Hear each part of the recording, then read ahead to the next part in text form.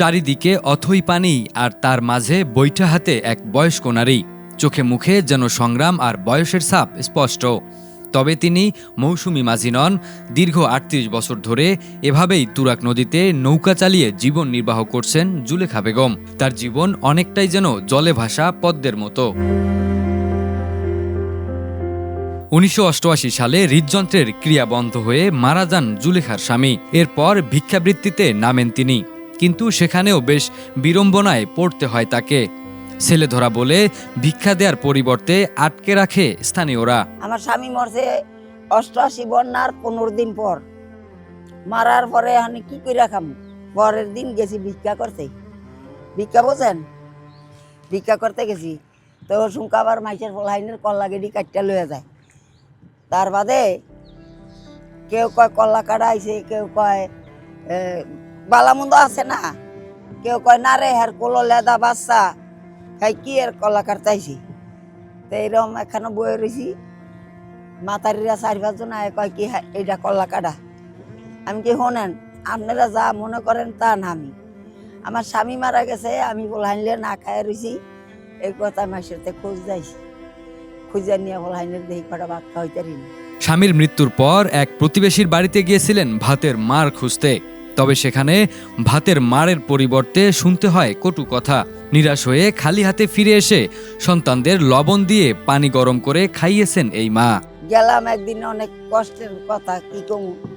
গেছি একজনের বাড়িতে ফ্যান চাইতে, ফ্যান ভাতের মার হে দেয় নেই, কইছে সবাই শুরু হয়েছে।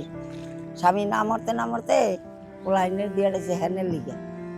এর বাদে আর আমি আমার মায়ের ডাকিয়া লইছি, কই সালমা এদিকে, কয় কে মা হ্যানান মুনা। আমি কই না, ফ্যান খাওয়া লাগবো না। তার পোলাইনারে পানি জাল দিয়া লবণ দা দিছি, এডি খা ফ্যান। স্থানীয় এক লোকের সহায়তায় ভিক্ষাবৃত্তি ছেড়ে নৌকার বৈঠা হাতে নেন জুলেখা। অতিরিক্ত দাম থাকায় নতুন নৌকা নিতে পারেননি তিনি। মাত্র ৭,০০০ টাকায় একটি পুরাতন নৌকা নিয়ে সংগ্রামী এই নারী জীবনযুদ্ধে ঝাঁপিয়ে পড়েন তুরাগ নদীতে। আমি কইছি যে ভাই এ নয়ছি, আমি জঙ্গলের ভিতরে কি খামু, কি করবো।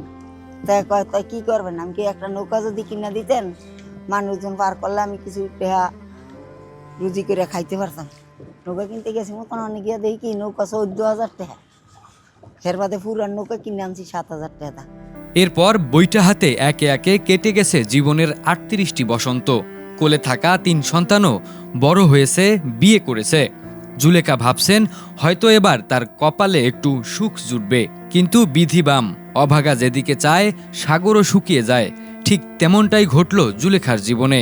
ছেলেদের বউয়ের অনাদর আর অবহেলায় ঘর ছাড়তে বাধ্য হন তিনি। বউরা কইছে আমি থাকি না গেল, কইছে আমার খরচ বেশি। কি খরচ বেশি? পাঁচু বাড়ি আনতে কইছিলাম বউরে। বসুন্ধরা টিস্যু, অশুদ্ধতার বিরুদ্ধে এক বিন্দুও ছাড় নয়। এর বাদে বউ কইছে ফলার কাছে, আপনার মার খরচ বেশি।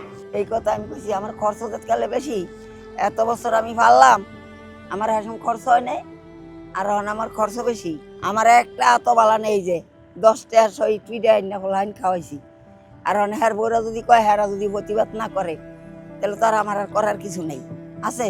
ঘর থেকে বের হয়ে আশ্রয় নেন তুরাগ নদীর তীরে একটি পরিত্যক্ত বাড়িতে। তবে পরিত্যক্ত এই বাড়িতে চরম আদরে মানুষ করা সন্তানেরা না আসলেও জুলেখার দুঃখের সাথী হয়েছে 4টি কুকুর ও একটি বিড়াল ছানা। এদের নিয়েই চলছে তার জীবন সংগ্রাম।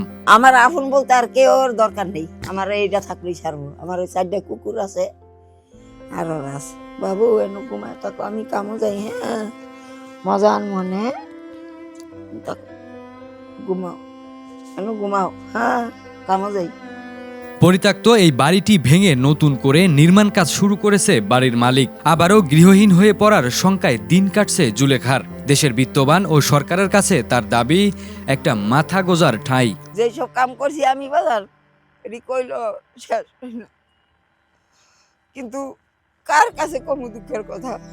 এই বাড়িটার ভিতরে রয়েছে, অনেক বাড়ি আলাই দেখেন না, কালকে বাউন্ডারি হিরাইছে, বাড়ি বিক্রি করে লইব। আমি কই থাকুন, কই কি করবো, আমার আল্লাহ কই রাহে।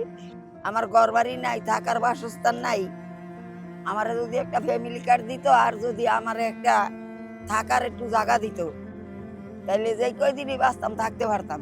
সরকারের কাছে আমার চাওয়া একটা, হ্যাঁ তো আমার ডেলি বাতায় দেওয়া যাইব না, হ্যাঁ যদি আমার একটা থাকার বাসস্থান দেয় তাইলে আমি মনে করো ওখানে থাকিয়া আমার আল্লাহ যা ডাল ভাত মাপায় তাই খাইলাম।